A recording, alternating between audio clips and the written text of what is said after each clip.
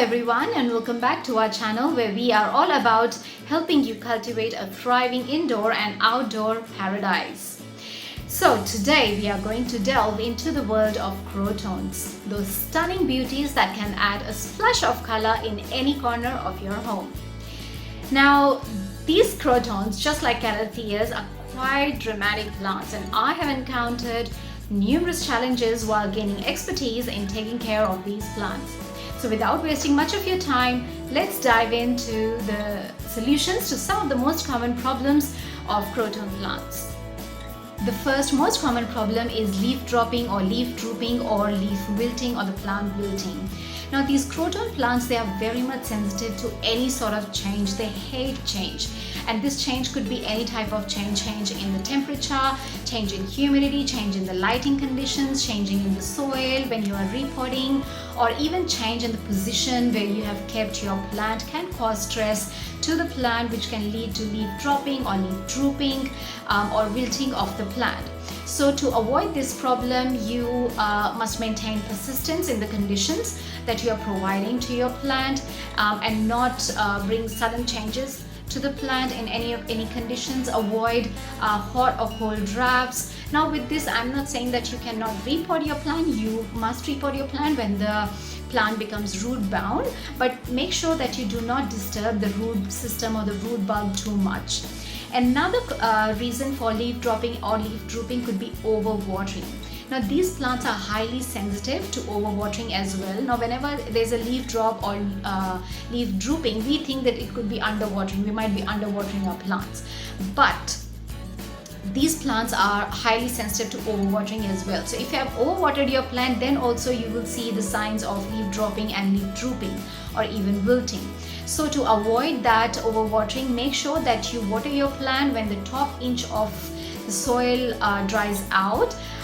The best way is to check the soil before you water it by sticking your finger up to the first knuckle into the soil and feeling the moisture. If the soil feels moist, you can leave watering for another couple of days and then reassess the soil before you water it. Do not overwater your plant because it can cause root rot. Now if you think that you have overwatered your plant, then you can repot your plant and place it into a fresh dry soil to prevent the problem of root rot. The next problem is yellowing of the leaves. Now yellow leaves can signal improper watering or inadequate lighting. Now with improper watering, either you could be underwatering your plant or you could be overwatering your plant. So as I mentioned earlier, that always check your soil before you water it. If the soil feels moist, then you can leave watering for another couple of days and then reassess the soil before you water it again. Don't let the soil to be bone dry. Always water when the top inch of the soil dries out. You can stick your finger into the soil and feel the moisture. If the soil feels moist, then you can leave it for a few more days. Another thing is that always make sure that the pot has got enough of drainage holes for the excess of water to seep through. You can also add perlite or pumice or coarse sand into your potting mix to provide better drainage to the soil mix and to prevent the problem of root rot. Make sure that the pot size is adequate for the size of the plant that you have got. If the plant is very small and your pot is too big, then that can also lead to root rot because the plant is small. It cannot absorb all that water that is there in the bigger pot, and the bigger pot will hold more water.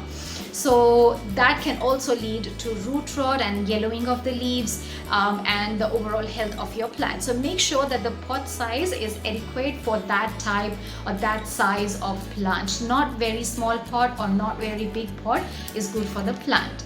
Another thing is adequate lighting. Make sure that you provide bright indirect light to your plant in case if it's very hot scorching sun, very hot scorching summers, provide it with the bright indirect light. But if it is winter season or spring season or autumns, you can even place your croton in bright direct light as well, because these are light loving plants. The more light you provide, the more vibrant colors, the more beautiful colors you will see in your croton. Next problem is browning of the leaves. Now browning of the leaves can happen due to 4 reasons. Either it could be low humidity, or it could be underwatering, it could be sunburn or over fertilization. Now with underwatering, as I mentioned earlier, check your soil before you water it. Do not overwater your plant, and also do not let the soil to bone dry. Always water your plant when the top inch of the soil dries out. You can assess the soil by sticking your finger in it. If the soil feels dry, go ahead and water your plant. If it's moist, then you can leave it for another couple of days and then reassess and water your plant. So that was regarding watering. Now with humidity, crotons are tropical plants and they love humidity. So make sure that you provide them with at least 50% of the humidity.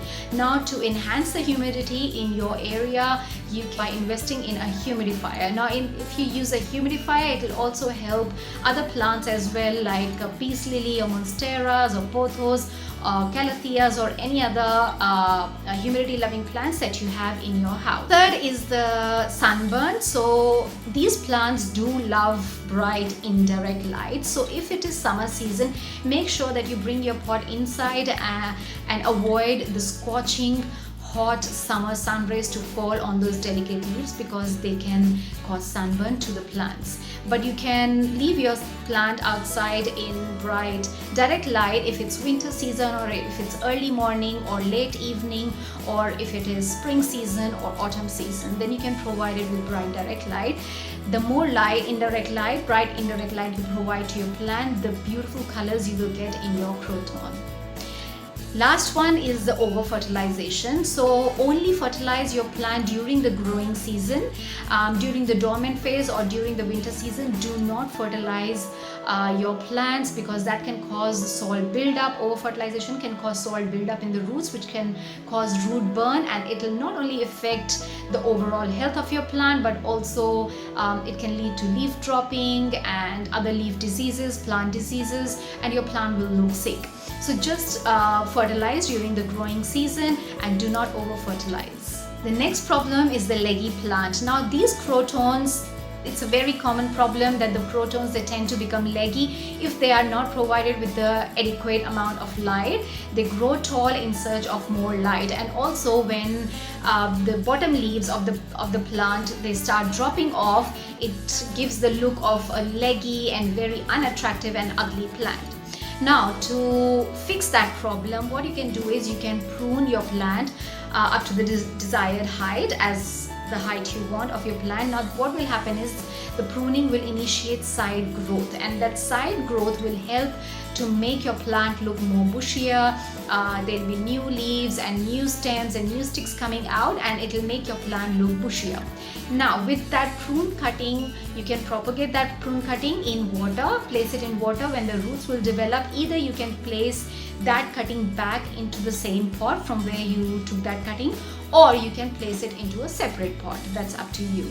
So that's how you can fix that leggy plant problem. The next problem is pest infestation. Now these crotons, they are very much susceptible to pest infestation. They can get attacked by mealybugs, aphids, thrips, scales, spider mites, and all those sorts of nasty plant suckers. So to combat this problem, you can make use of neem oil solution, or you can make use of baking soda or hydrogen peroxide solution. I have made a separate video on each one of them and on how to prepare the solution and how to use it. I'll leave the link in the description box for your reference. To prevent the leaf problems, leaf diseases like powdery mildews and other bacterial diseases, maintain a good air circulation indoors, and also make sure that you avoid wetting the foliage of the plants, because when the water is sitting on the plants, that can attract bacteria and all sorts of fungi. So make sure that the plant foliage is clean, not dirty, and they are dry. Remember that crotons are known for their vibrant and diverse foliage, and their care needs can vary depending on the specific cultivar that you have. Regular observation and adjustment to the care needs based on the plant's response can help you to provide the best conditions to your plants. So friends, thank you so much for tuning into our channel. If you found these tips helpful, please give us a thumbs up and subscribe to our channel for more plant related videos. And do share your croton experiences or problems with us in the comment section below, and I will get back to you as soon as possible. Till then, stay safe, happy gardening, bye bye.